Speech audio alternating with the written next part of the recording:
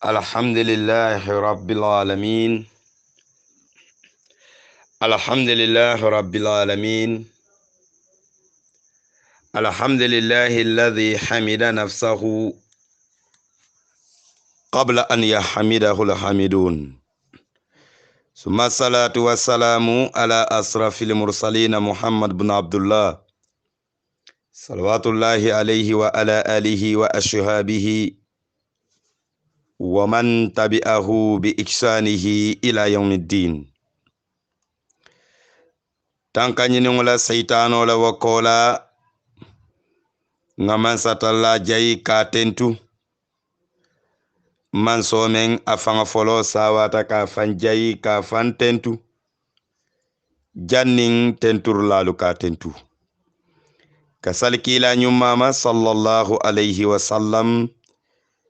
kila men atale fisiyata alala dafengo mume beti wotambirin kola mbadi muslimo lungal be konton duniya ton konnano mume betu Sheikh Yaqub Forum ngali konton kabirin forum 1 katabula forum 8 diaspora Yaqub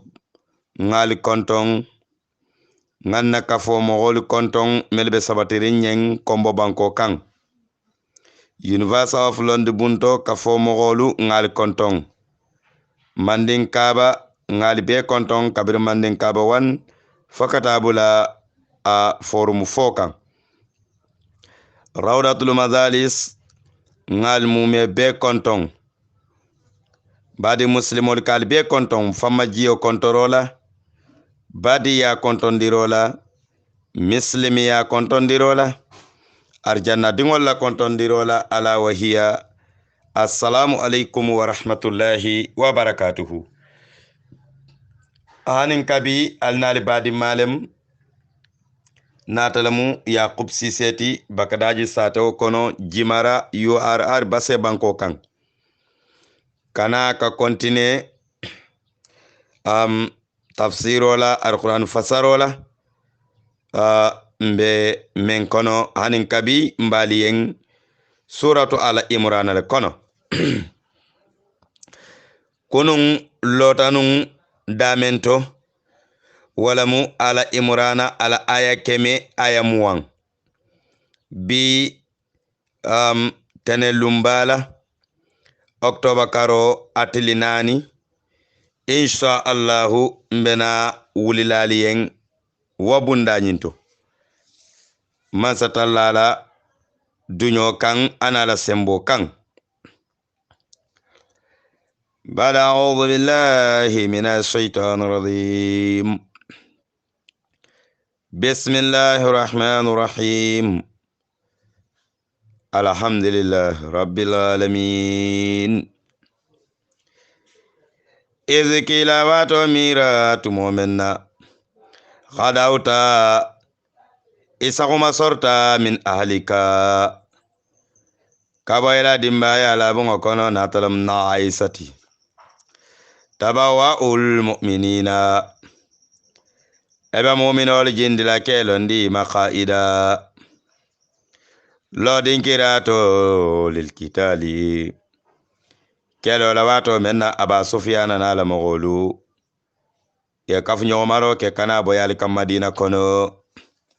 wallahu kono to filiman sala man satalla sami'u atalmu moyrata alla kuma kanlula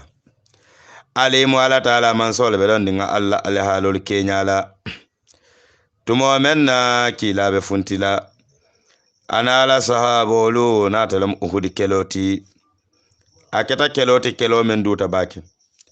bi ahwalikum wa huwa yawm uhud خرج النبي صلى الله عليه وسلم بألف أو إلا 50 رجلا kila nin kafo men funtita mo wuli kilin imma mo keme kononto mo tallulu wal musrikuna 3000 kafirolu wal mo wuli saba wala tina uhdi kelo du tabake ana rake kelo timengalon jamfa bana tanatari wo kono la kelo nyin kono bar jamfa nyin anata funti muslimol la karole la mole nata na soto wol kono la ikafme Abdullah ibn Ubay al munafiq atale nata na kenkendiroke mola membe ta kanyen na fomo keme saba kontola imma dol ko mo keme saba mo tallulu ka bonde kila la jama kono sallallahu alaihi wasallam edwato menna hammati taifatani jama fulo hammeta nyo kama minkum kabali kono la banu salamatun kolu anum banu harisun kolu an tafsala nyen kamala ko foyese janjandiro ke katara ete kila ni la mogolu kan nyen kamala ko foyese ita kila Muhammad la jama janjang kelo nyin sabu kamala kajam fa dundi damalu tema kato nafiko nin kafirol nyilbe kankilinne Abdullah ibn Ubay ibn Sulul mi yalon ko nafiko lem atanin kafirol be nyomoy ring fas janjandiro ke kila la kafola nyamenna sallallahu alaihi wasallama wallahu man satalla waliyuhuma atala munyil mume be de malati walallahi falyatawakkalul mu'minina wa falyatawakkalul mu'minuna awajibi ata mu'mino mume be ala dankene yatintin alallahi ala taala man sokan muslimo mu'mino be kuwo kuto isa kata yela dankene yadi alala wala kade nasarakumullahu man satalla nata na de maro kalula kila ni la mawlu bi patrin badara keloto wa antum ayata rete ni la jama mawlu azillatu albedo yaring almansiya joranga mansiya albulu selen kan fengo fana mansiya albulu bar ala nata na alma ko ila le noro kelede fataqullah hal sisilan ala taala man sonya la'allakum adobato alla wa alanya silan nyin tumado atelu taskuruna alsi alala nemo tentu ezitembo menna taqulul mu'minina ba fala mu'minol yanko alla yaghfiyakum fanyentali wasalaban an yumdirukum rabbukum almari wa gajidindiro kalula bisalasata alafi wule saba konto la minal malaikati kabo malaikol kono munzalina melbe jila nan kanal ma koy kelo kono la badara kelo to kado badara kelo ya tara muslimol men mabeta je mansiya jorangal mansiye bulu dol bulu kolongolom dol be singola kafirol dunni la jorangal lem ini la selen kan fengol jamalu en tasbiru nali sabarita ka jawol be nyoya watatago alnata sila mansatallanya wayatikum ala sinatindiro ke katarnyi musirkinol kan men fawrehem wabato la lo dingirali to kabe kungulu santula nin dingirali mume beto haza nyemmen jenti yumdidukum alabem ayumdidukum rabbukum almari gobe jidindiro kela Allah bi 5000 wole lolo kontola min almalaikati kaba malaikol konola musawwamina melbe londin kelo kenyala musawwamina malaikol mel yalon ko ini la suwol lamu ini la joran lamu andi ye kelo ala halo kenyalon kayagan kato ke kafirol law ka kenyawo nyama wa malaikol be londi wolale ale londindi wa ala halo lale wa malaikol laji katare kila muhammadu ka ini la mawlu wa ma ja'alahu allah alakum man jedindiro nyinke fen kamma illa busra fa sewo doro lakum katare kila yake ma koy litatma inna qulubikum wal tatma inna qulubukum nyen kamala ko mu'minolu muslimol sonde mo simafa e sonde mo sabati bihi kelo konola wa ma nasaru de maro nyimmambo fembulo illa min indillahi abata ala taala man sole bulu al azizi man saba komi man so men na kori no ala man saya kono ala haki mukitol to benna man so yoti hi man yasha u atala ka fendi ala jongola ala fta kamendi ala malaiko la wajiyo wato nyin kono kabirina ta wato men kana ma koyro la kila la sallallahu alaihi wasallam an sahabolu li yaqta fa sukunturo ke tarafan kartantan la karalu la min alladhina kaba mogol kono kafaru mil kafiriyata ke ta ke faga dole be jali ka wol muta ke joyandi ayatara malaiko la magaro nyin sabu kamala aw yaqbitahum imma malaiko be la pironi magaro men kelela azige da farolo ke la ke sonde mewlu ke tinya ke da faro kamala animasi bo kamma be men boyle kan fayan qalibo kafirol wagi da faro sabu kamala imurunta qaibina ibe jilanterin lam yanalu man sotoro ke ilana tola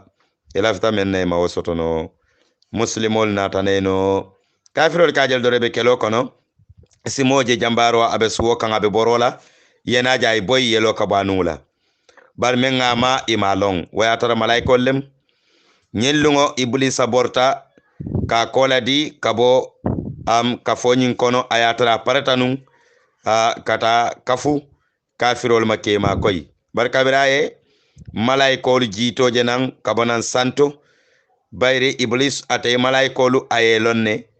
anata koladi aborta laysa laka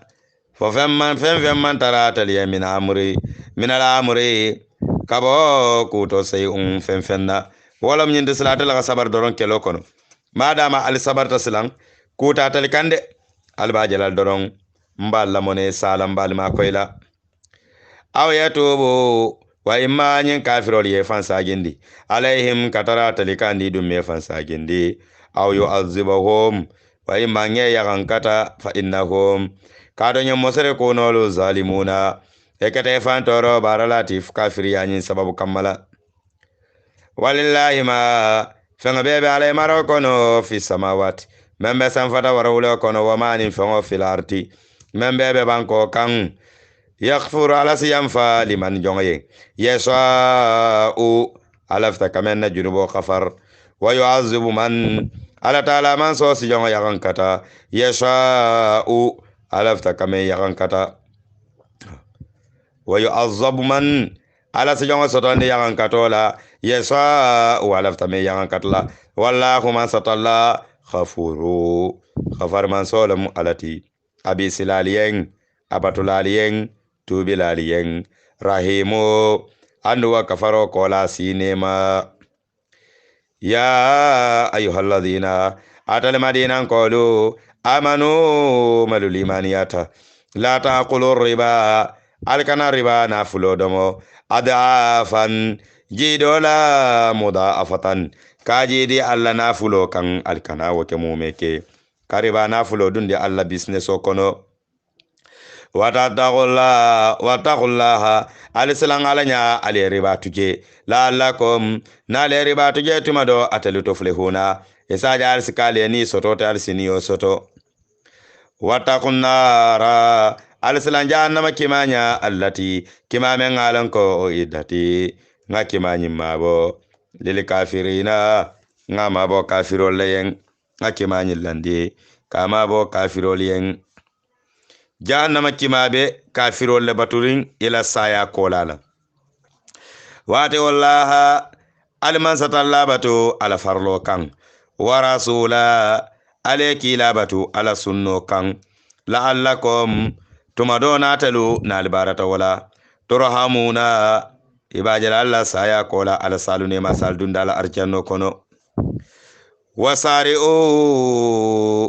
alinyo sawanyo yaro ke ila maghfiratin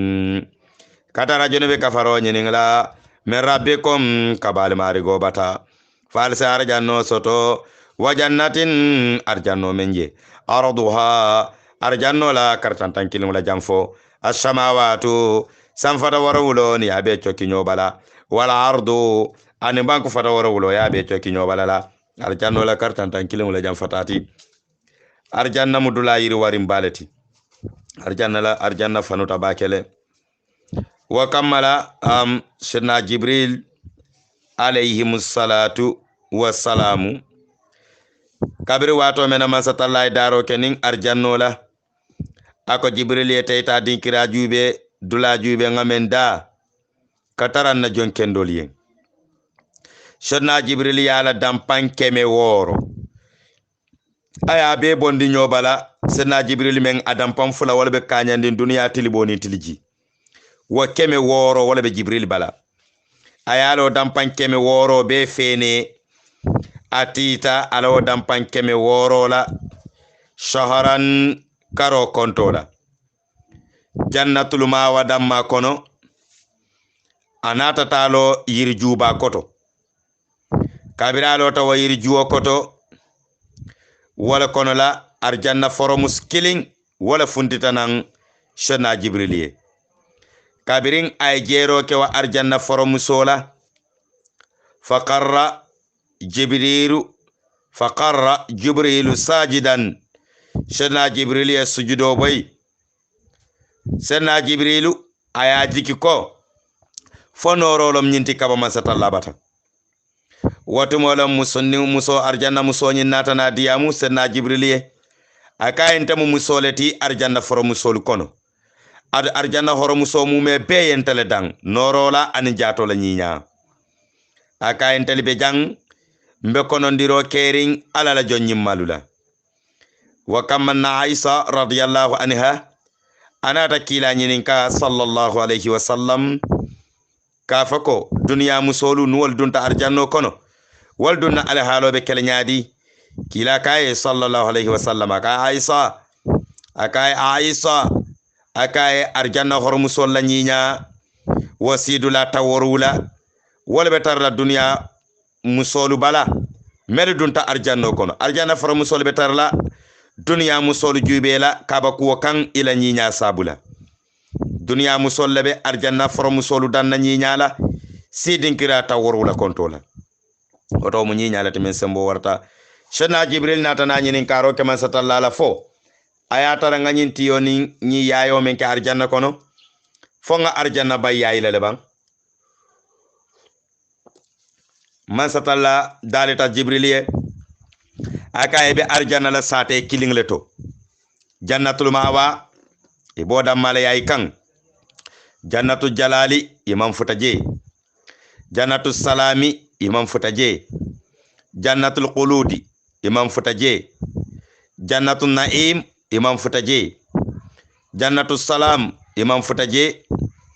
katabula jannatul adni nyolu imandu wala dodo kono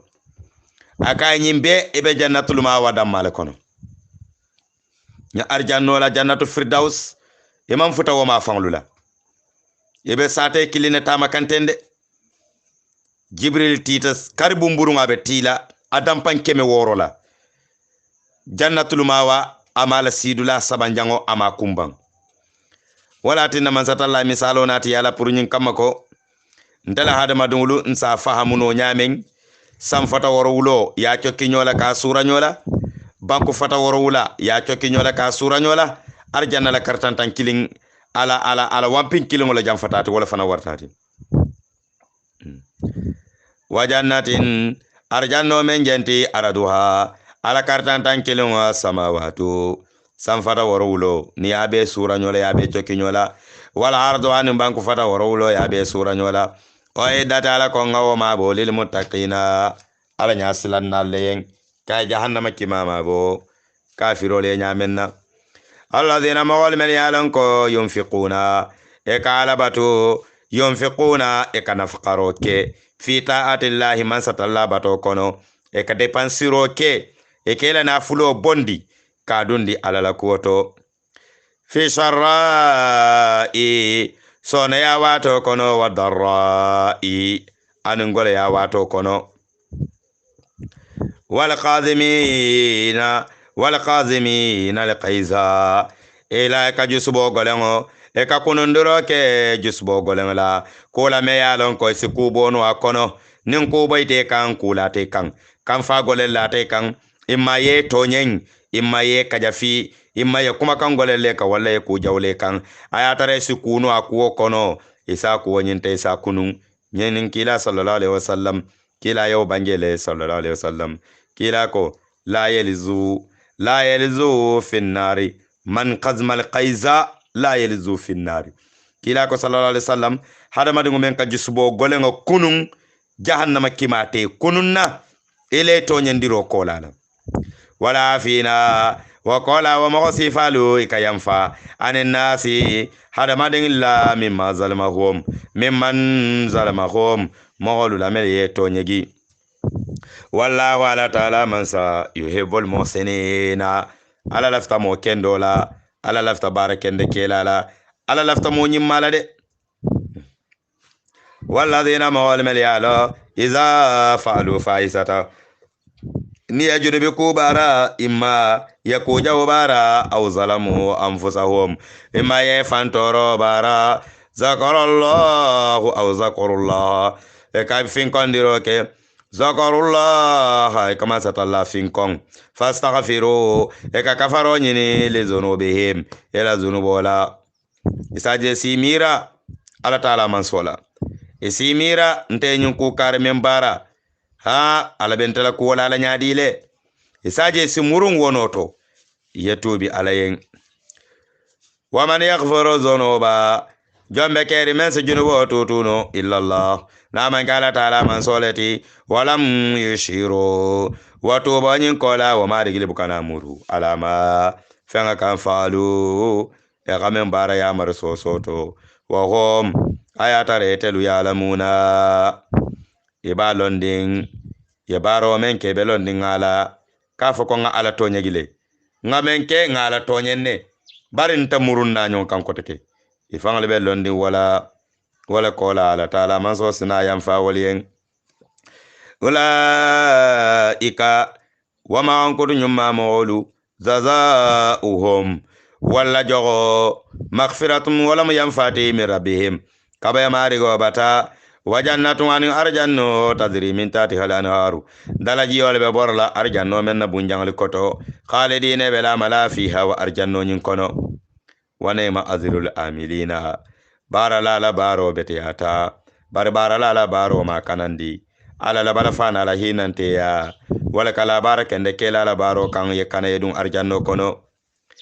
qad khalati atambita min qablikum alinyato wala kama qad khalati sunanul ladina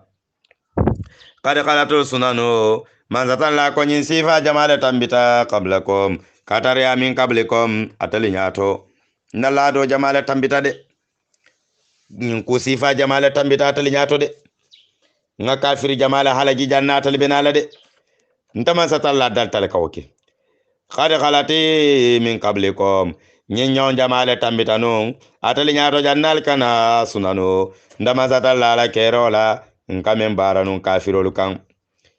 fashiro alitagma fil ardi bankoka fanzura ala kama ferlo ke wala malaka jubero ke kayfa nyamen kana aqibatul mukazzibina mel yele kilal fanyandi la bango ketanyadi mel yele kilal nakari ila bantanyadi le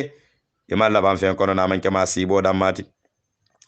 hada ni alqur'ano men janti bayano alqur'ano mulan kena mandir lanet lenna saade madungul yeng wa khudan kandandir lan fanamu kama wala bande filo kono wo mau'izato kawanda lamu alqur'ano ti lele muttaqina alnyasilan nalula wala tahinu mu'mina kendolu mallam fu mumeke kafirolu kele nyoyala wala tahzanu andi man sonno mumeke kafirolu le masibo kamala masibo me yesoto ohde kelo kono ni kafirol la bengola kado ohde kelo keta kelelati kelo me ngala sangara tabake wa antum atal muslimolu la allahuna albe kota taala wala malbe nindila albe noro kela katara kafirol la alla ben kota ngala in kuntum ni ayata alketa mu'minina alketa mu'mino hakkanti kado ohde kelo to waleto ye kila jare fulo kati kendingo me ka fay nuqabiya wakeo ay kila bantambili nyoya sallallahu alaihi wasallam ohdi kelo kabirin kelo duta kendi ngoye tambota ay kila walin fa futata kila ma sumantala ay tambota ya fay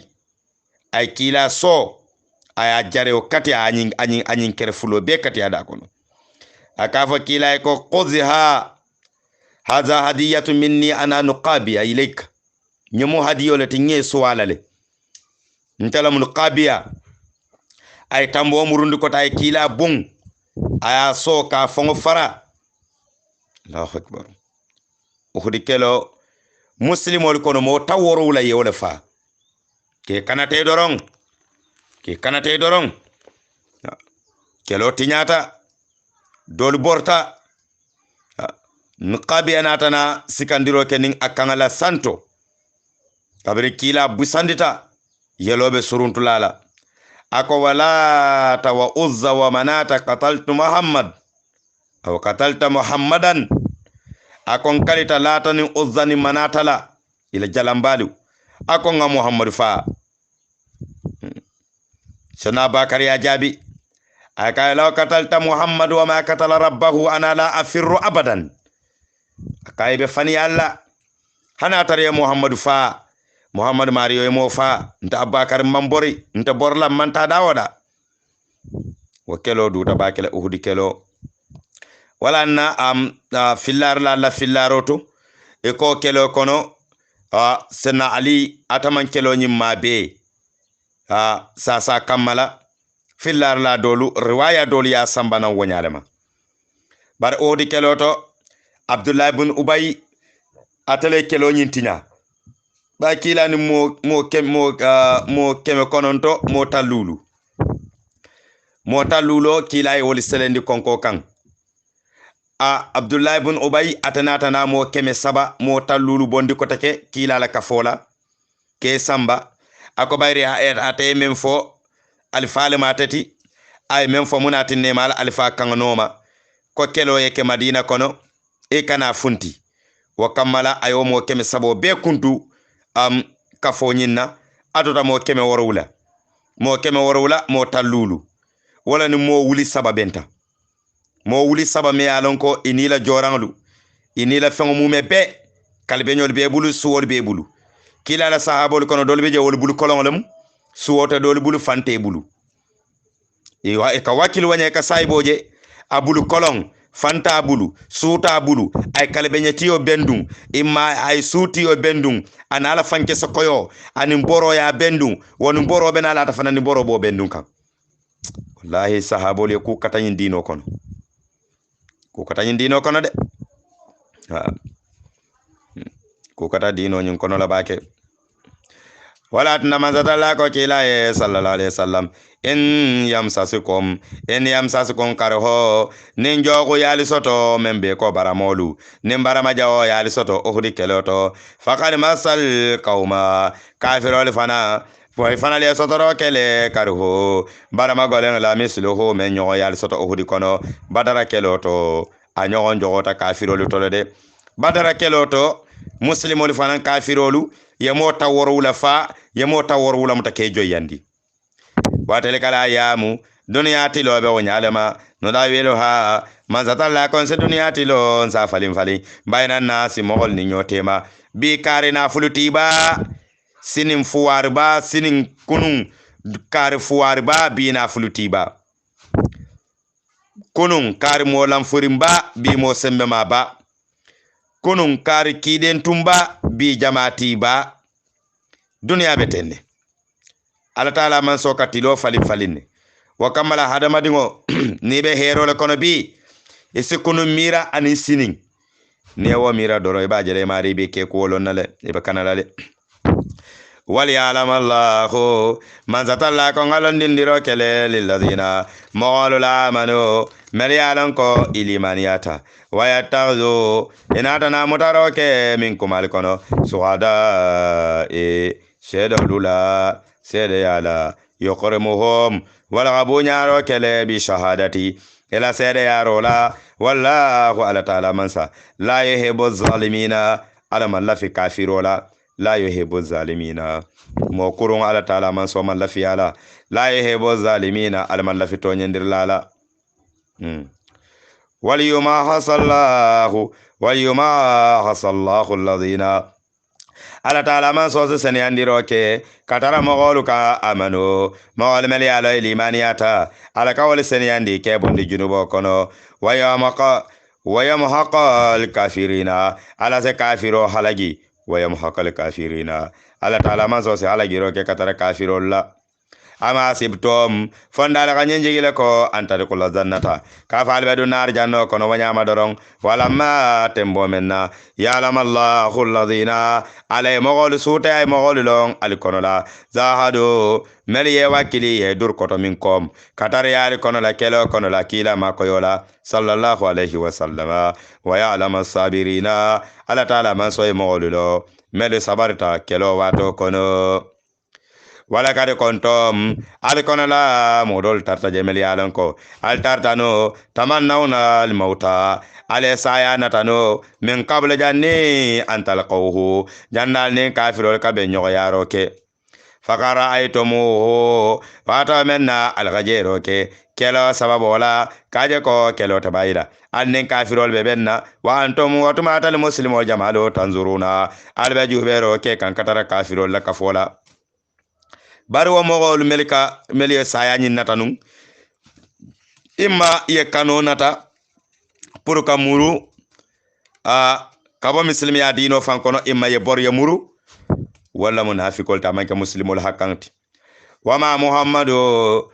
ba men janti illa rasulu kila muhammad mo kila lati khalati min qablihi rusulu kila jamala tambita jannin kila kana afa in mata fanin kila sataran ke ata aw qutila imma ga kila fa kelo kono la wa imma ga sataran ke andi kelo kono an qalabtum fatal muslimolu albe murula leban ala aqabikum kata kafiriya kan falbe wakila leban wa man yanqalibu momo muruta ala aqibaihi kamurwa kola kata kafiriya kono falan yadurrallaha ela murwa kafiriya kono kamurti wa ta'ala man sotora la say'a fenna wa sayazidillahu sakirina al ta'ala man so be nemo jidila mo gori emelbe sabatirin ala ta'ala man so la nemo tento kan ala tentulalu ala jayilalu melbe sabatiri wakan ala bala nemo jindile ka wato mu mebela wama kana tadala anda manda li nafsin nilama kiliye antamuta ni mari sifaga illa bi iznillah fa kana taala man sola dunyo kanti kitaban safefen no woti muazzala wato le bala hadamadi momo pour ka sataran ke yakafa ini yoto bole jato kono ayatara ma dama amanke alala la nyinoti alala dunyo kanti ha wato lamde hadamadi bebe dendi wato lela alaka ku sababu kulala nak nay menna wato de menna ila wato sababu menna abe kala wanyala madorom waman yurid momo la fi tasila sawaba dunya barajola fo dunya jogola dunya masitola anin dunya na fulo damma anin dunya titaro ita mari la fita walala notehe ala ko be diro kelale minha katare tamari la ila wa dunya nyininna ni ayatara dunya dingla muitati ita lafta dunya ganke yalela ita ka baro men peke e ba ke kan dunya la ko kamma dunya moliye kala mutala dunya mogoliye jagiyala ere chochwala ye dawlala ita ka ke wala kamma ala kombe wodi lelale barni ayatara nun waman yurid momo la fita sawaba la akhirati lakira jogo ita ka wala nyinin ila baro mu mebe kono note he mbadiro kelela minha lakira jogola andu wala kira jogo mbadilela wo kola ko tembena dunya la kan ko ten isifa afelebe ku fula sotla ebe dunya sotla ebe la akhirah sotla barni ya wuli dunya dam mal kam e ka dunya dam mal soto e ka fo la akhirah la wa sanade sakirina ala taala man so ko be joro kala mawlu la melka sabati ndama satalla fin kon kan wakaya siyata min nabi yo annabi amol kono qatala yamelu faga ma'ahu qatala ma'ahu ya faro ke wa annabi molu fe rabayuna ala batula balula lonna balula mosobe balla ala la jonyima balla kasiru melbe siyari wasiyata la de annabi me jamabe je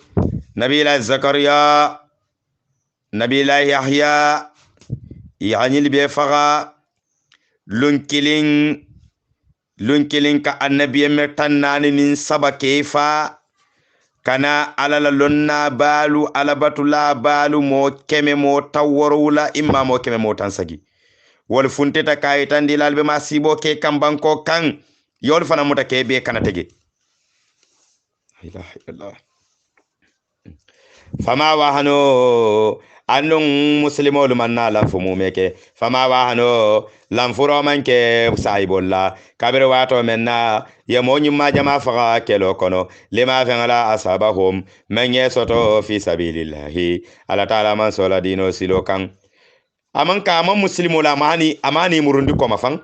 kele wo kele ye fa nyaawo nyama kele nala ko tengle ka hamme katambe kele dola men tambita wama da ufu ande mallan fo mumeke kelola jihadoto wama saqanu andon manna silan benyo yala kafirol benyo yala e manna silan e mallan fo e man kola dioke farola inin kafirol tema wallahu ala taala mansa yuhibbu sabirina ala ye sabarla kanu hada madon me yalon ko aka sabari alal bala albala ko wala na lata kan wama kana qawluhum ila kuma kama manna ka fenti muslima kendol mu'mina kendol nyilu ila kuma manna ka fenti wato menna kafirol yeno ye mo jama ba barama kono ye mo jama faga kono la illa an qalu fe qadaron rabbana marigo aghfir lana dhunubana ala sintalla junubolu tutunye wa asrafana nanda tambe kolu isa falinyen ya kenyen ko kendo tin lanna tambita men la fi amrina nabaro li konola wasabida aqdamana ala sin sementu yandi yensin tutungul bambandi kelo watola nkana borno kafirol nyamu meke wa sorna man satalla simma koy alal qawmi molla kuoto al kafirina melkata kafiroluti fatahumullahu ala taala man soko natana diroke kataranye mogolu kan sawaba dunya nga dunya barajo dila wala nga dunya nemo dila ngede ma dunya kono jang wakana imatun wala kanimata anin kele na fulola ngade maro ke nga kele na fulo dila wa usna sawabil akhirati joro be betama wo be nyato lakira lorun sininna wala munyenti mbe dundila arjanno kono wallahu ala taala man sa yuhibbul muhsinina ala ko lafta mo kendo lale yuhibbul muhsinina lafta nyinya mogola mogo men ala kabara kendo bara atamogo tora la mumeke ya ayyuhalladhina atal madina qulu amanu melu limaniyata intuti alladhina nalibulata mogo noma kafaru mel kafiriyata katare annabiyo muma yarudukum ebena almurundila ala aqabikum katara kalmurunda alikola kalisamba kafiriya kono fatan galibo nuwa ketali fela albe sagila albe murula khasirina albono moma albe bono albe kasara la barakendo to mil tambita bali wakum watuje Allah wala taala mansa maulakum atal mal marigoti atala man sole balde mala Allah ala halolito wa huwa man satalla khairun nasirina de marla be betmamu alaleti khairun nasirina alalam de marla be nyummati kataryal ala jongolu kan sanoleke manzatalla ko tuma dombe fayro kela fi qalabi alladhina mawal sisokono kafaru mal kafiriya taru aban silangala mbe silanga fayda kafirolu sondame kono la bima fanga sabu kamala asraku ya man fulakahu katara billahi ala taala man soma ma lam yunazil sultana dalila koy manji behe italiya men kono la jalambato nyinkan wama wa hum andila saya ko la bela banna annaru jahannama kimale kono wabi samaswa zalimin fantoro barala kafiro barala kafiro labandula jawyata men kete jahannama kimati ma koron labandula be jawyala kata labandula be kala jahannama latide wala kade sadaqakumullahu ala taala man soye to nyante yandiro ke le kilala enela sabolo wadahu ala de marola wato menna tahusunahum yin kafiro le bal kele nyoyala be faro kala la bi iznihi ala la dunyo kan hatta fakatabula idha fasaltum fala faro nyin kamala e gajanjandiro ke kataralla kafulla watana zaatum hinatana nyogo wali nyogo yaro ke fi amri kila muhammad la ya marola sallallahu alaihi wasallama tumo menna ala taala man so ay de maro kallal de kila ala nyino la ay ala nyina menna ajibe wato menna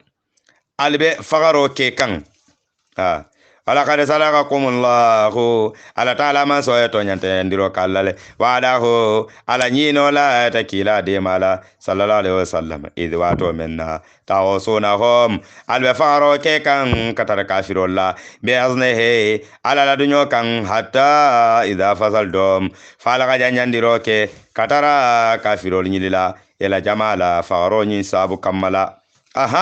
kabiro keta dorong watana zaatom ka muslimol dolu natana nyogo wali nyogo yaro ke fil amri yeta kila la yamaro la sallallahu alaihi wasallam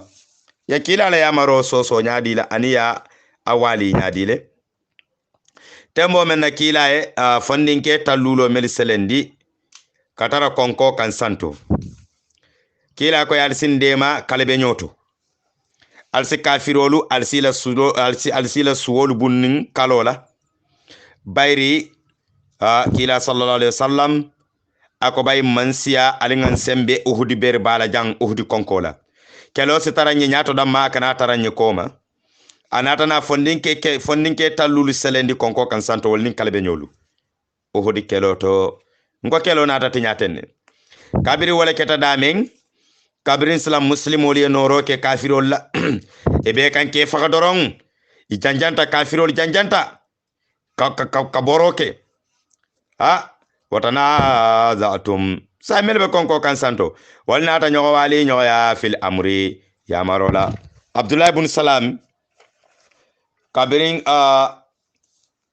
modol natana diamuy ko alinga jigi muslimol felenti ibe kelena fulo bannan koma alinga ji ngata nye tarandi ji abdullah koy ko la tanzil alkana jigi de illa bi amru rasulullah sallallahu alaihi wasallam akona manke kila la yamaro kantide faqala ba'dukum nadhhabu faqad nasara ashabina alingata alingi alingata ala felente ayen kaf njogolu ma koy wa ba'dukum dole beje walna ramna folko la naqlifu amran nabiyyi sallallahu alaihi wasallam kila la yamaro alinkana soso abdullah ibn salam ko alinkana ji ibe jigita na manke motannin fulale tuta konko kan motan saba anin sayi wala jita ni motannin fulo men tuta konko kan wala to Khalid ibn Walid be kelo kono aya ko ma fele dorom aje bere konko kan santo melkele suwol batandi ke bun kalbe nyola anata je talata ba kele sayi be na fulo le no makan Khalid ibn Walid nata mo keme sabata ala kafo kono la wono ta yol kaf nyoma no fanto de wol ni suwaye ko pandi akali nga tanyi modol noma mo ndingli melbe santo nga funtiye ko nga sele konkola nga tay noma nyefa iseleta mo tannim fulol noma wonyale kefa ke kuntun ko subu sa en kelona ta funti kila na la mogol koma ebe muslimo li bayndi kan nan nyilibe nyaato janibe ko kala mutala otumo kafirol yemuru wole uhud kelo tinya na fulo dorong innama amwalukum wa auladukum fitna wala tinna ala ko ala hakkiloto na fulo kude bi na fulo la ko na maganta ni me hakkiloto akala fila muslimi ya tinyala akala fila limani ya tinyala asbadi ya tinya askanunte ya tinya aslannante ya tinya na fulo innama amwalukum wa auladukum fitnatun na fulo anindingo ala ko ala hakilo tuwaku nafulo nin dingo sabanjango wala mu muso bar dingo to fota dame muso to dun tajele de ha nafulu problemo muso problemo dim problemo na kima fitino malata hadama dingulu tema na lemanta hakilola a fitino bukadan fereng wa saytom ema yanyi mogol natana sosoroke ela nabi mola ya marola kelena fulo kamma min badi ma fengo kola la arakom kabire gajero kema fengala to hebona etalbe men kanurin natala mu de maroti e ko janni na fulo be bannetel koma woto mole natana jigi ka bayindiroke elo jigo nata kema siboti men komman dolwa mol kono yuridu dunya wala lafta dunya lela e ma je wala lafta kana fulo le soto sanolula nin daimon lula anin kodolula wala jindi santo amanke kilala ya maro kanti sallallahu alaihi wasallam wa men komman dolbe kono la yuridu al-akhirata wala lafta al-akhirah lela e ko abdullah ibn salam na nyolu fa sabata bihi wala natana sabati wanyala makonko kan hatta qatala abdullahi bun jubair abdullahi bun jubair foya fa wa ashabihi ana kaf nyogolu abdullahi bun zubair dinko zubair bun awam kilala saibe ba ala jambari ba wati dol beje kelo ko nata kalo kafo bulba karolal ha zubair bun awam talhatul murtada sha'ad bun abi waqas shedna ali ninyil be kelo nyaato doron kafirol kalo no ko kafo ko nyin kele do nyamu kulate me ala sembo wartal de kadu nyin jambarolu ninyil bulata nyil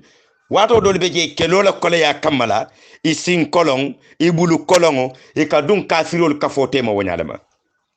numa ke kecha kanilti de wol katar nyin kanuru ne luwolum bi niyo yebo ngata la kira nganyayela arjanna la ilaha illallah wala manke muzabzabin ol tidino kono la haula'i wala ila haula'i wato mume be ete tara dino kono ete koyla ete finna e mantara muslimiya kono e mantara bambandi muslimiya kono e man bambamba ke kafiriya fanan kono nin kafirol wulita iniya wuli nin muslimol wulita iniya wuli la haula'i wala ila haula'i muzabzabina bayna zalika yin siyata muslimol kono la bide etata sabati dula kele fanna ka florin tetela ete kay wato mume be ete ken lumen wulita doro nim fanyo men wulita ino etanya wala dino te ka fataya nim fanyo do wulita wage jandi nim fanyo do nata wage bitindi sa ete be dino kono be dino te ka fataya la doron ibe bitindi la ibe jandi la summa sarrafakum ala taala man soko natana ko tandiro ke anuhum katara mu'minolu ka kafirol la nyimbala wala liyabluwakum fonsi jarabindi ngajube roke ngasote roke konola wala kadafa ala ko bari yam fatale ankum alima molu la meli borta yam fata doli bortale kija faro sabula kabiri wato menna nu qabiya wurita akonga muhammadu fa la ilaha illallah akonga muhammadu fa kabiro ketawo kija faro way saybo doli borindi doli borta bar doli mambori mo jama bale fata wakelo kono mo men fata wakelo kono ba e kamo le doro allahu akbar la ilaha illallah la ilaha illallah e kaw dam mala moy e ka fe ba muslimol kuntu la doron e be kuntu la doron wa kono wasilo to Khalid bun Walid din ko me ka fa Khalid ya hadama dingo men kungo kuntu woto asiyata baki wala tan Khalid natana tubi anata tarikhoto filaroto Khalid bun Walid yala qisanoma ala tubi nya anata lanin anin suwo shana umar atilinta senna umar la lanin suwo anin suwo ni mboro nata senna umar ka senna umar belora baba tundi ba senna umar mu jambari balati arabidu abelora ka Khalid batu Khalid la suwoni borona ta na sto manda senna umar la damen do suwosi breki as kankan wulinda sa sin fulo wulindi santo abu kason fota la senna umar ma Khalid yakata nyaawo nyaama futano Seydina Omar ma wonata kabulu jakhaloti bak Khalid nata naje ko tonya nyilbe tonya la kam kelo nyim bori ngala Khalid nata na tubi kabira tubita ay sarato ta ay lahido ta ako kelo nyim men tambita uhudi kelo kono mo taworo wula men fata je akele nala anyo mo taworo wulo nani o mambo fa men siata oti ata Khalid to murula kola abajila yo nyon konto mo taworo wula ka woye fa kafiro kono wala men siata oti anda man bayde Khalid nyilmu jambari ballet bara alabanta ka tubi wala na tubobe alale bulu de limani yabe alale bulu arjannobe alale bulu de Khalid ibn Walid nyolu katamo jamalu ajibe wali nyim faro men beke muslimulla alabanga be inata tubi inata du muslimiya kono inata nyaton ka ya soto ya kanti ya soto je ya palaso soto je e labanga keta arjannoti wala na kenya tili nyon hadama dingula ka fay kafiro la muyti kenya tili nyon hadama dingila ka fay be dunna jahannam kuma bala mu kumo men ngalon ka sembo warata wallahu konata filiman sa ala zo falelin fi samante ya mari golam alati alal mu'minina katara mu'minolu kan mbadi ngolu mbe kacha bunda lo lale jang insha Allahu fo janning wati kotain anin kabi albadi malam Yaqub Cissé bakadaji sato kono jang jimara yuara base banko kan nabi tafsiro kanyanta bi tenelungo suratu ala imrana kono natalo damen nga kumase ala aya kemi aya muwang natalo aya kemi aya talulu anim fula bi tenelumbala october karo atilinani 2021 alquran wala barako alamu alaya jindi gambia banko kan ani muslima banko mumebe alquran wala barako alamu alaya jindi muslimol kan alamu alaya nemo sindi sawan tawlu mameli sawata ntel melbe balurin alamu alaya kembe en khairoti anin hajjara anin suturo anin tanka ka kembe en junubi kafarti anin labanya ko nyumma teben kamben alamu alaya sabati muslimol damma tema na jamano alma fala khairala alamu na jamano sabati la alamun kisla fitinoma alamun kisla masiba koma kata kuwol ni nambarante ya kuwolu qur'ano la